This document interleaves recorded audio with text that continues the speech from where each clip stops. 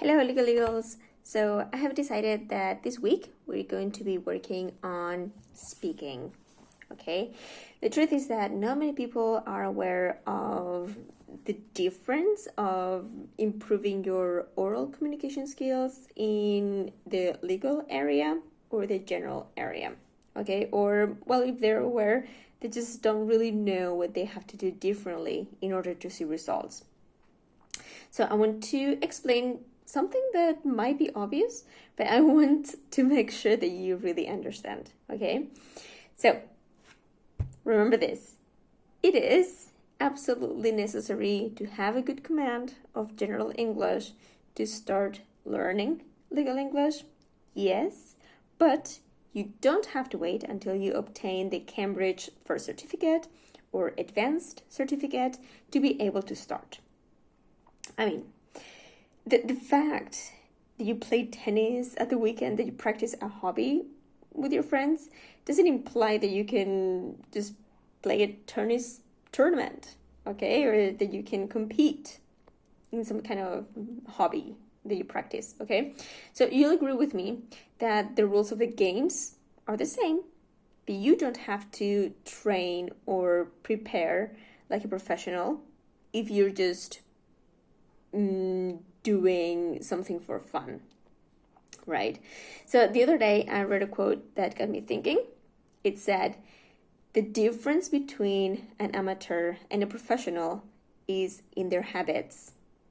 And this applies to this situation too, okay? Meaning that the fact that you attend your English classes regularly does not make you an advanced speaker of English, right? Also, just looking up legal words in the dictionary doesn't mean you can use them in context. Doesn't mean that you can include it in your speech, right? So you don't want to be an amateur, right? Because that's not going to get you far. Instead, you need to behave like a professional because that's what you are, or that's what you're going to be very soon, right? So, you remember, right? The way that you learned English at school, right? So this is very different from the process of learning legal English. Now, what I have learned from learning and teaching myself is that you need to work on different skills in a different way. Now, if you're lucky enough in a regular English lesson, you might learn some grammar, you might learn some words, okay? And this is the input. And then ideally, you're going to to do some speaking, right? Maybe you're going to do a listening. Maybe you have to do a writing using those words that you have learned. And then you just move on to the next lesson. Okay, now this is the output. Now, what happens when you decide to move on to legal English? Well, you need to do this, okay? You need to be able to learn some vocabulary, use it in context, okay? But you have to do it with a purpose, okay? It doesn't matter if it's just communicating with a client, if it's reading legislation or other legal documents.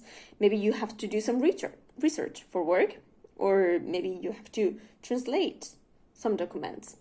So it's true that you will need to spend a lot of time reading and doing terminology research. But when it comes to practice, you don't use the same language when you write and when you communicate verbally. So one of the goals for many lawyers who need to use English at work is to be able to communicate effectively with clients or colleagues without being too formal, okay, or too informal. Definitely you should avoid that.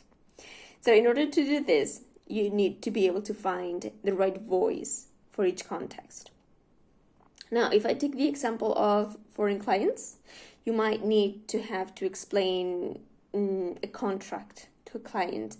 And to do this properly, you're going to need to have great reading comprehension skills and good knowledge of legal vocabulary. And then you need to be a fluent speaker because you might have to explain this contract with your own words, but you need to be very specific as well.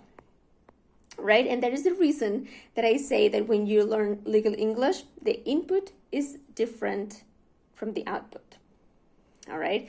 Now, this was just a short explanation. Oh, it was not quite short.